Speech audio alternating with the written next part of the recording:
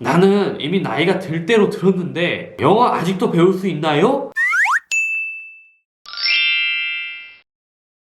네, 여러분들, 이번 시간에는 영어를 배우는 시기에 대해서 좀 이야기를 나눠보려고 하는데요. 이제 많은 분들이 이런 말씀을 하십니다. 제 강의를 들으러 오실 때 나는 이미 나이가 들 대로 들었는데 영어 아직도 배울 수 있나요? 라는 그런 질문들을 던지는 것을 볼 수가 있었는데요. 여러분들 이런 얘기 있죠. 영어는 배우는 시기가 따로 있어가지고 어렸을 때 배우면은 잘 배운다. 근데 성인이 되고 나이가 어느 정도 들면은 이미 시기를 놓쳐버렸다. 이런 얘기들을 많이 하십니다. 그런데 결론부터 말씀드리면은 절대 그것은 결코 사실이 아니라는 점을 좀 말씀을 드리고 싶은데 왜 그러냐 하면요. 사실 이게 어느 정도 일리는 있습니다. 아주 틀린 말은 아니에요. 언어학자들이 이야기를 하기를 만 14세 전의 경우에는 한국어의 모국어화가 제대로 이루어지지 않은 상태이기 때문에, 그러니까 쉽게 말하면 백지 상태이기 때문에 영어를 있는 그대로 소리 그대로 받아들일 수 있다는 것이죠. 그래서 특별한 어떤 그런 발음을 배운다든지 뭐 발성, 강세, 리듬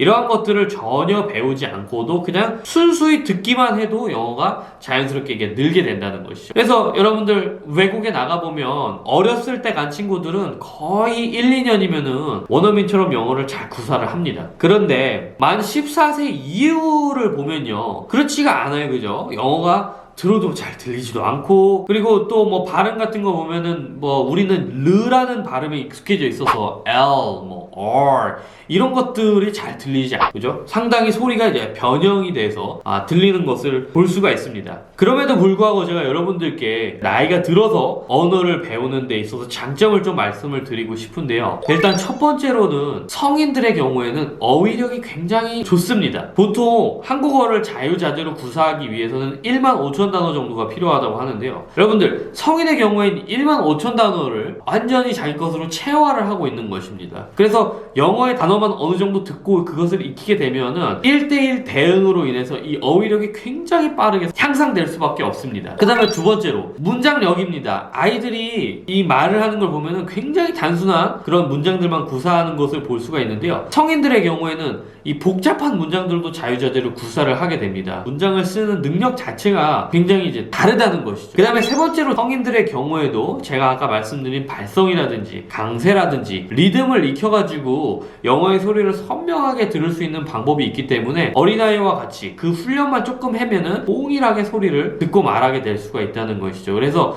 영어 배우는 시기는 따로 있다? 이것은 절대로 사실이 아니라는 점을 여러분들한테 말씀드리고, 내가 뭐 나이가 좀 있다 그래서 내가 이미 뭐 성인에서 좀 늦게 영어를 시작했다고 해서 절대로 여러분들 그 좌절하실 필요 없다. 그러니까 뭐 저를 예를 든다면은 저도 20살이 넘어서 영어를 처음 배우기 시작했고, 저는 영어를 이제 그 애니메이션 같은 거를 이제 들려주고 따라하게 하는 학원을 아주 잠시 다닌 적이 있었는데, 그때 저는 그 학원에서 항상 꼴찌였어요. 그러니까 맨날 그 강사분들께 혼도 좀 많이 나고, 제 딴에는 이 들리는 그대로 소리를 내는 거였는데 맨날 그 강사분들이 저를 혼냈어요. 장난치지 말라고. 그런 식으로 수업하지 말라고. 제가 근데 강사분들이 오해를 하는 거였는데, 저는 내가 들린 그대로 말하는데 그 강사분들이 듣기에 말도 안 되는 얘기를 하니까는 이제 저를 이제 혼을 내신 것이죠. 그 정도로 정말 최악의 상황이었는데, 그 최악의 상황에서 시작한 저도 해낼 수 있었다면은 여러분들은 나이가 어땠건 뭐 영어 배우는 시기가 있건 없건 여러분들 충분히 배울 수 있다는 것이죠. 그래서